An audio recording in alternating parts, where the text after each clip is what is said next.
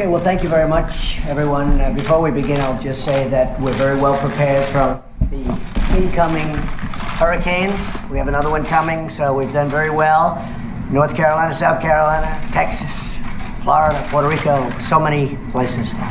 And we have another one coming in, a big one, much bigger than they anticipated a week ago, 7 days ago. I heard for the first time there was a very small drop of weather that looked like it was forming, and now it's pretty close to a Category 3 if it's not already a Category 3. So we are very well prepared. FEMA's ready. We're all ready. Spoke with Governor Scott. Spoke to everybody that you have to speak to, and I think that hopefully we'll get lucky, but maybe that won't happen. But we're prepared. I wanted to do this because Nikki Haley, Ambassador to the United Nations, has been very special to me. She's done an incredible job. She's a fantastic person, very importantly, but she also is somebody that gets it. She has been at the United Nations from the beginning with us, right from the beginning, and worked with us on the campaign. It's been really a long time, very intense, and she told me probably 6 months ago, she said, you know, maybe at the end of the year, at the end of a 2-year period, but at the end of the year, I want to take a little time off. I want to take a little break. She's been a very successful, as you know, governor of South Carolina for 8 years. And then she did this, and this is possibly even more intense with what's going on in the world, and very dangerous and a lot of things.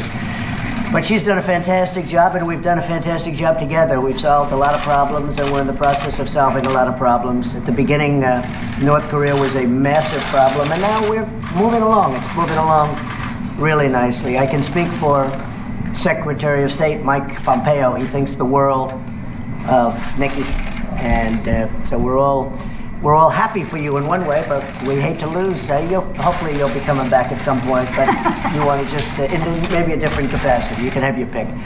But I just want to let you know, so at the end of the year, Nikki will be leaving, and we'll be in constant touch. I know that. Whenever you have any ideas, you're going to call me, because you know all the players. And that was really the thing I think she did best at the United Nations. She got to know the players. She got to know China, Russia, India. She knows everybody on a very first-name basis, and they like her. Except for maybe a couple, which is normal. Right? They can't all like you, but they do. They really like her, and I think maybe more importantly, they respect her. So, Nikki, I just wanted to tell you that we will miss you. We'll be speaking all the time, but we will miss you nevertheless, and you have done a fantastic job, and I want to thank you very much. Thank you very much. Thank you.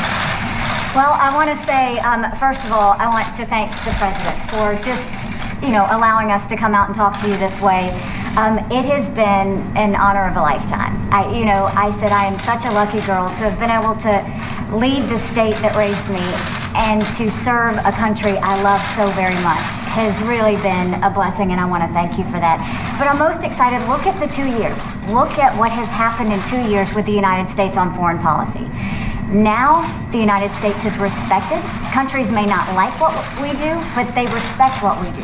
They know that if we say we're going to do something, we follow it through, and the President proved that, whether it was with the chemical weapons in Syria, whether it's with NATO, saying that other countries have to pay their share. Whether it's the trade deals, which have been amazing. They get that the President means business, and they follow through with that. But then if you look at just these 2 years at the UN, we've cut $1.3 billion in the UN's budget. We've made it stronger. We've made it more efficient. South Sudan, we got an arms embargo, which was a long time coming. 3 North Korean sanctions packages, which were the largest in a generation, done in a way that we could really work towards denuclearizing North Korea. The Iran deal, bringing attention to the world that every country needs to understand you can't overlook all of the bad things they're doing. You have to see them for the threat that they are. I think you look at the anti-Israel bias and the strength and courage that the President showed in moving the embassy and showing the rest of the world. And we will put our embassy where we want to put our embassy. All of those things have made a huge difference in the U.S. standing, but I can tell you that the U.S. is strong again, and the U.S. is strong in a way that should make all Americans very proud. And I do want to say that it's not just the President I want to thank. The family in general. The First Lady has been nothing but very, very kind to me. I can't say enough good things about Jared and Ivanka. Jared is such a hidden genius that no one understands. I mean, to redo the NAFTA deal the way he did, what I've done working with him on the Middle East peace plan, it is so unbelievably well done.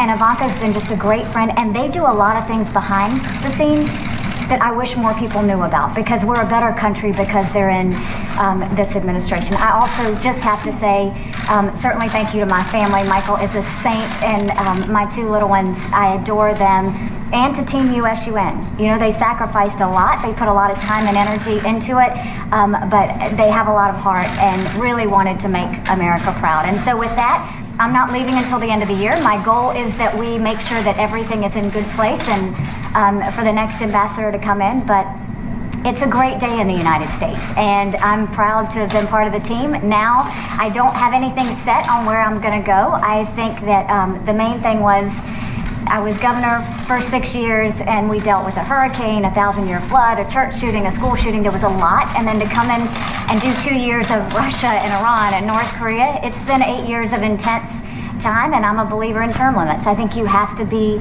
selfless enough to know when you step aside and allow someone else to do the job. So thank you, Mr. President. It's been an honor of a lifetime.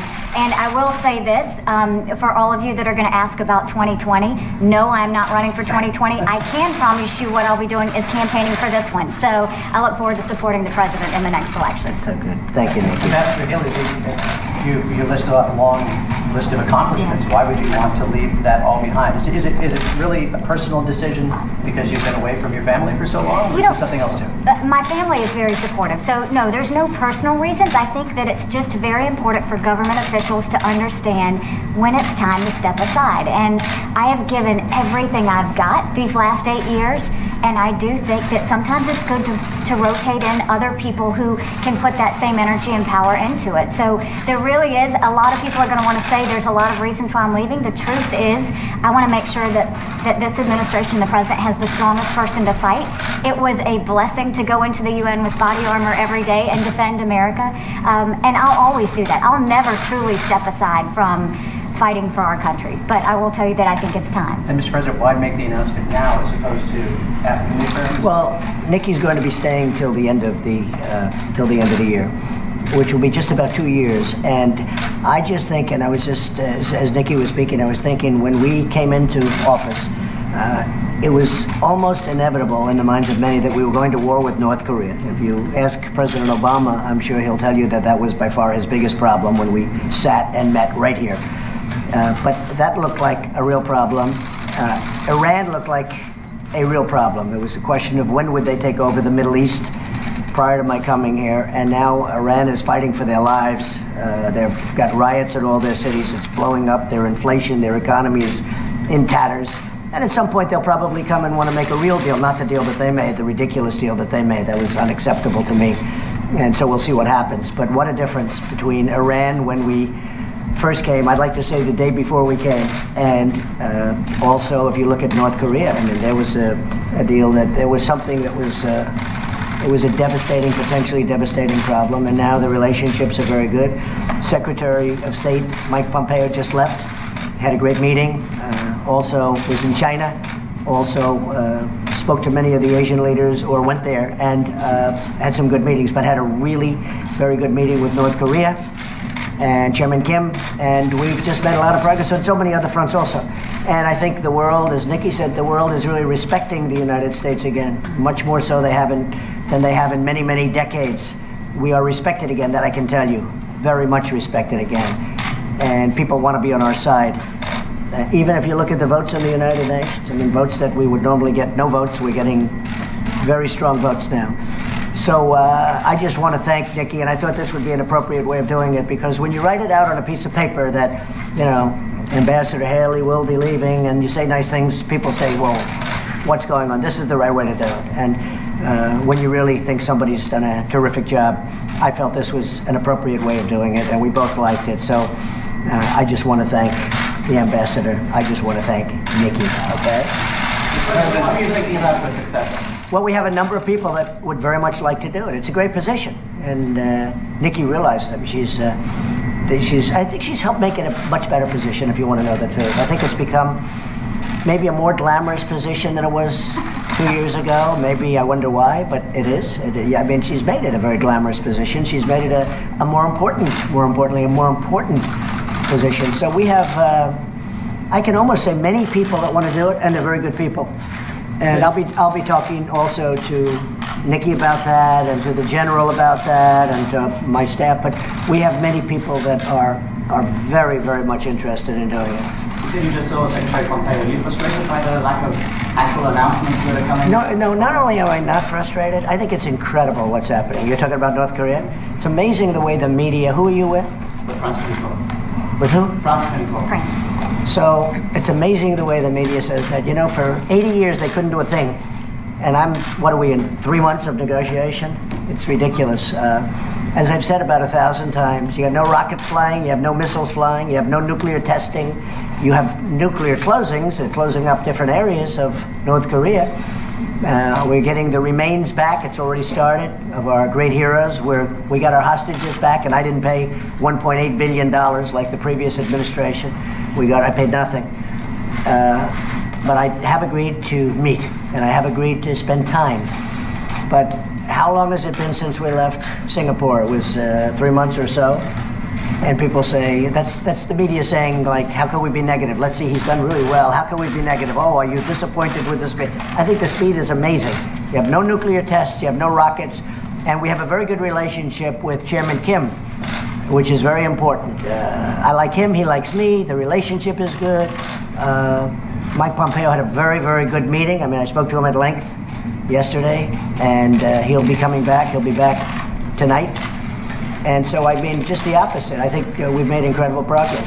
Beyond incredible. Beyond it. I don't think that some of the press, some of the press really covers it accurately and right, but some of the press really doesn't. Yes, John? Do you want to take this opportunity to tell us when your next meeting with King will be and where it will be? Well, it is happening, and we're setting that up right now. That was part of the reason that Mike was going over to meet. They're setting up the meeting, and we'll be announcing that probably a different location. Singapore was fantastic, but we'll probably do a different location. Can you get into Mar-a-Lago? He'd probably like that. I'd like that too. I think it would be good, but we'll see. We're talking about 3 or 4 different locations. Timing won't be too far away. We've made a lot of progress, and this meeting really is to, people don't realize the importance of the first meeting. I mean, we said point number 1, denuclearization, and for some reason the press doesn't pick that up. But that was actually point number 1. They've agreed to denuclearization, and they continue to agree, and they continue. Now, we haven't removed sanctions, as you know. People said, what have we done? We haven't removed sanctions. We have very big sanctions. I'd love to remove them, but we have to get something for doing it. Any chance the meeting could be on U.S. soil? Well, I don't want to embarrass anybody by asking. I think eventually we're going to have lots of meetings on U.S. soil and on their soil, by the way. It's just, that's a two-way street, on their soil also. I think that the country of North Korea is going to be a very successful country. I think it's going to be incredibly economically successful, and I want to make it that way. I think it's going to be great. Other countries, other people, entrepreneurs, banks, I will tell you, they're calling, wanting to go there and wanting to invest. At some point, when Chairman Kim makes that decision, I think he's going to unleash something that's going to be spectacular, really spectacular. And I think he knows it, and I think that's one of the reasons that we're having very successful conversations. I think he wants to get on with it. President, when will a successor Yes. to Ambassador Haley be named? Excuse me? When will a successor to Ambassador Haley be named? When? What is it? When will a successor be named? Oh. I would say we'll name a successor, I don't know, within the next 2 or 3 weeks. Maybe sooner. Mr. President, have you spoken to the Saudis about the missing Washington press parliament?